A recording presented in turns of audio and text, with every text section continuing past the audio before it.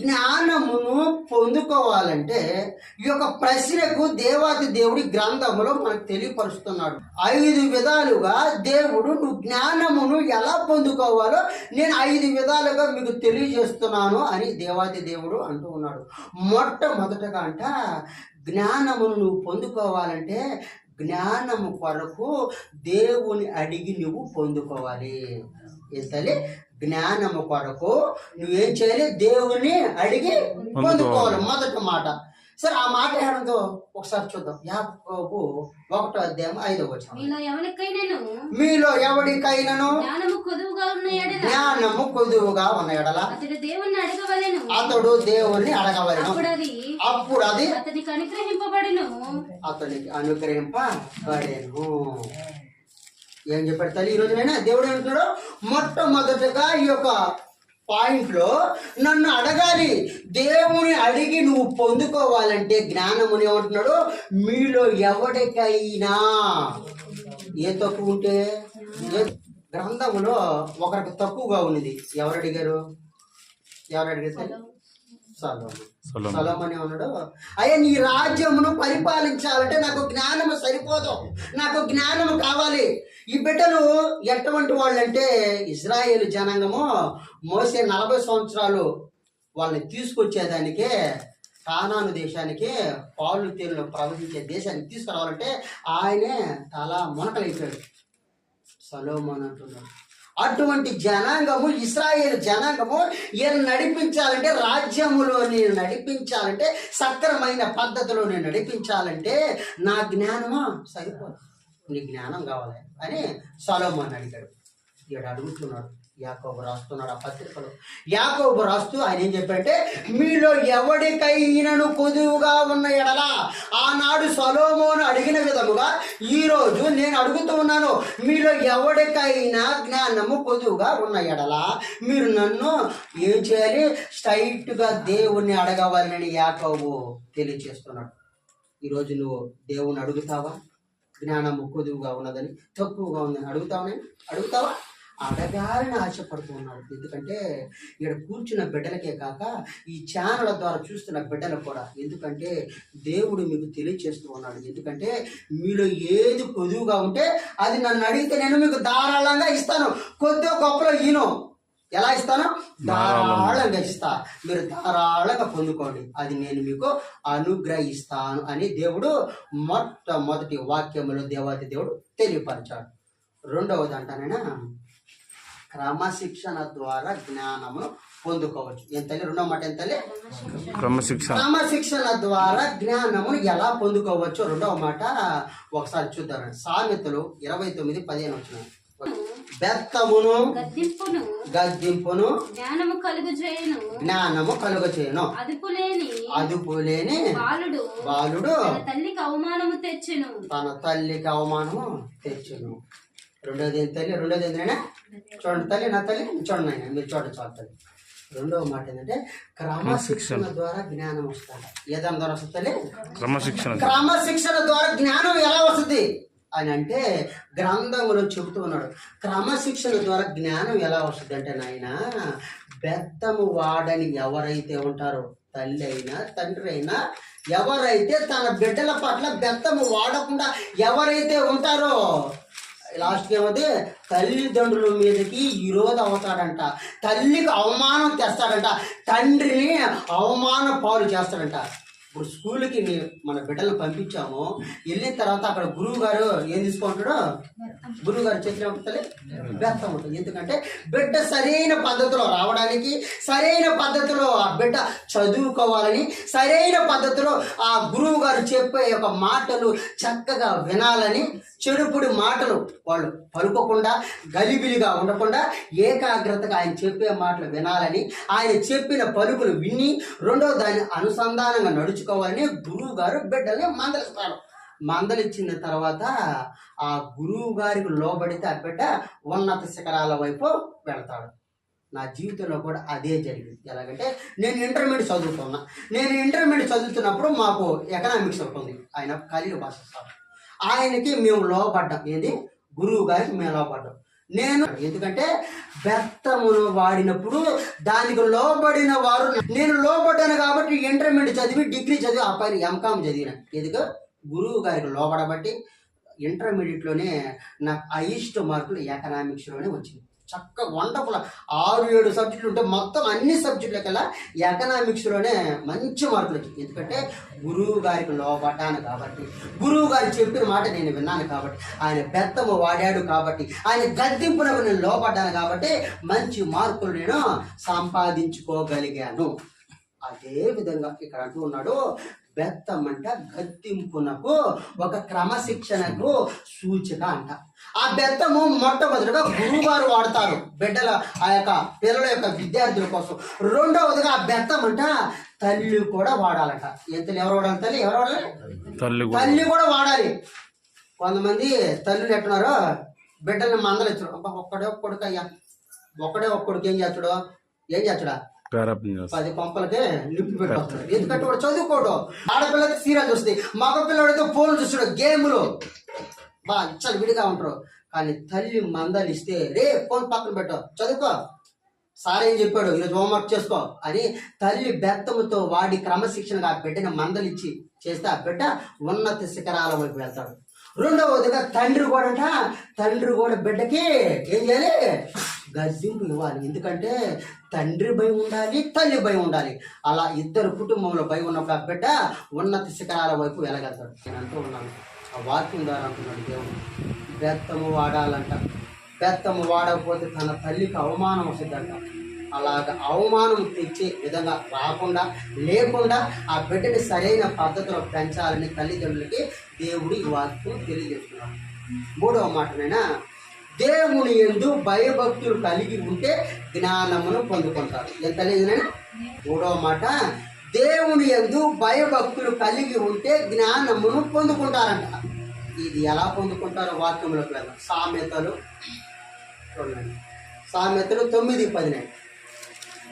యెహోవా యందు భయభక్తులు కలిగి ఉండుటే జ్ఞానమునకు మూలము. మూడవ మాట ఏం చెప్పాడు? అట దేవుడు అంటున్నాడు, తండ్రి అంటున్నాడు, ఈ వాక్యము ద్వారా దేవుడు మనకి తెలియపరుస్తున్నాడు, నా యందు భయభక్తులు కలిగి ఉండుటయే వాళ్ళకి జ్ఞానమునకు మూలముగా సూచికగా వాళ్ళకి నేను తెలియజేస్తున్నాను. సియేనులో రాయి మూలకు తలరాయి అయినట్టు జ్ఞానమునకు మూలం ఏంటంటే దేవుని ద్వారా వచ్చే జ్ఞానమే మూలము. దేవుని ద్వారా వచ్చే జ్ఞానము నువ్వు ఎలా పొందుకుంటావు? ఆయన ఎందుకు నువ్వు ఎలా భయభక్తులు కలిగి ఉంటావు? కలిగి ఉండాలంటే మొట్టమొదటిగా దేవుడిచ్చిన పరిశుద్ధ గ్రంథమును ప్రతినిత్యం చదువుకొని ఆ వాక్యానుసారంగా నువ్వు నడిచి దేవునికి లోబడి ప్రతినిత్యం ప్రార్థన చేసి నీవు, నీ కుటుంబము, నీ పిల్లలు, నీ అనుకునే వాళ్ళతో ద్వారా అందరి ద్వారా మెలిసి అందరూ కలుసుకొని ప్రార్థనలు ఏకీభవించి ఆయనకి నిత్యము భయపడుతూ ఉంటే ఏ ఒడిదుడుకులు వచ్చినా కూడా సరి చేసుకుంటావు, తుడుచుకుంటావు, సరిదిద్దుకుంటావు.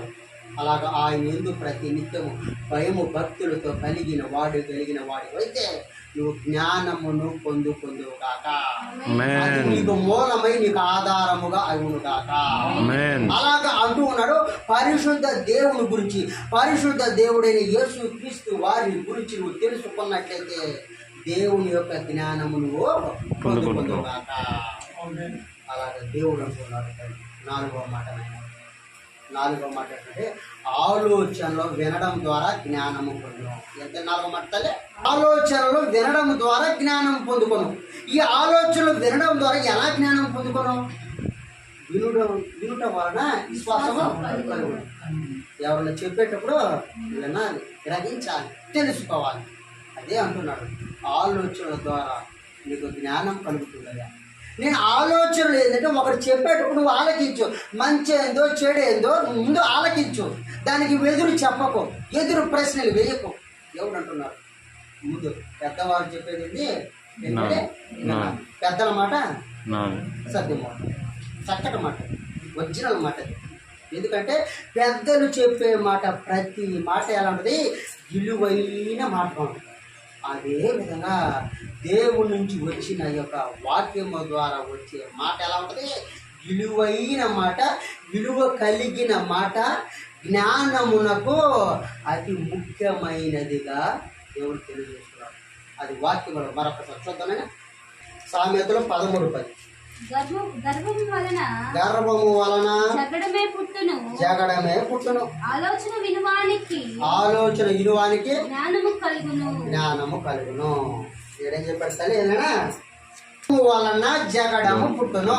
నువ్వు గర్వముగా ప్రవర్తించిన వాడివైతే, గర్వము కలిగిన వాడివైతే, కోపోద్రేకుడు అయితే, నువ్వు బహు కోపము కలిగిన వాడివైతే, గర్వము నీలో పని చేస్తున్నట్లయితే నీకేముంటుంది? నీ వెంటనే అవమానం పోంటావు. అవమానం ఎలా ఉంటుంది? అవమానం నీ వెంట వస్తుంది. అవమానం నీ వెంట వచ్చినావు. ఎందుకంటే కోపముగా ఆవేశముగా మాట్లాడి అట్ట ఇట్ట మాట్లాడి వాడు వెళ్ళిపోయిన తర్వాత వెనక అనుకునే మాటలు 1,00,000 మాటలు.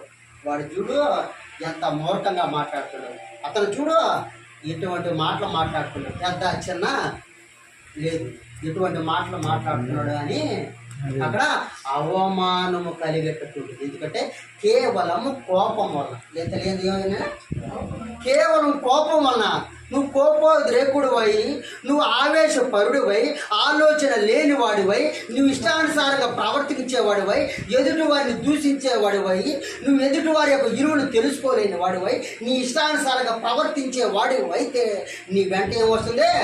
అవమానం వస్తుంది. తస్మాత్ జాగ్రత్త. అటువంటి అవమానం తెచ్చుకునేవాడు నువ్వు ఉండకూడదని దేవుడు తెలియచేస్తున్నాడు. అలాగే దాని కింద అంటాడు, ఆలోచనల ద్వారా జ్ఞానము కలుగును. అంటే ఎదుటి వారి యొక్క ఆలోచనలు విన్న ద్వారా దేవుని వాక్యము నువ్వు ఆలోచన సారంగా వింటూ నేర్చుకుంటూ ఆలోచన ప్రకారంగా నడుస్తూ దేవుని యొక్క దైవ సేవకులు కానీ పెద్దలు కానీ ఎంతోమంది చెప్పిన మాటలు ఆలోచన ప్రకారంగా వినగలిగిన వాడివైతే నువ్వు జ్ఞానమును పొందుకుంటున్నాక. అలాగే ఈ ఛానల్ ద్వారా ఇక్కడ కూర్చున్న బిడ్డలు అయితే కానీ ఛానల్ ద్వారా చూస్తున్న బిడ్డలు కూడా దేవుడు అంటున్నాడు, నాయన మీరు ఆలోచన ఎదుటి వారి మాటలు మీరు వినండి, మంచివైతే గ్రహించండి, చెడు అయితే వదిలేయండి. ఒకవేళ ఇంకా జ్ఞానం కావాలంటే దేవుని వాక్యమును ప్రతినిత్యం చదవండి, మీరు జ్ఞానమును మీరు పొందురుగాక. లాస్ట్ చివరగా అంటున్నాడు, వినయము కలిగిన వారికి జ్ఞానము కలుగును. ఎంతలేదో మాట తల్లి, వినయము కలిగిన వారికి జ్ఞానం కలుగునంట. అది ఎలా ఉంటుందో ఒకసారి చూద్దాం. సామెతలు 11వ అధ్యాయము 2వ వచనం చూడండి, చివరి మాట. అహంకారము వెంబడి అవమానము వచ్చును, వినయము కలిగిన వారి యొద్దకు జ్ఞానమున్నది.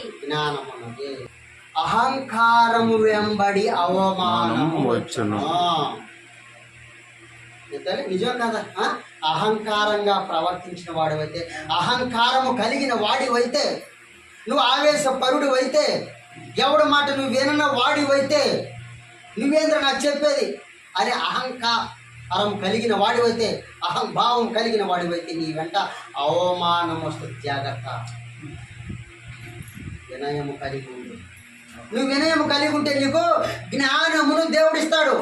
వినయము కలిగిన వారి యొక్క జ్ఞానం ఉంటుంది.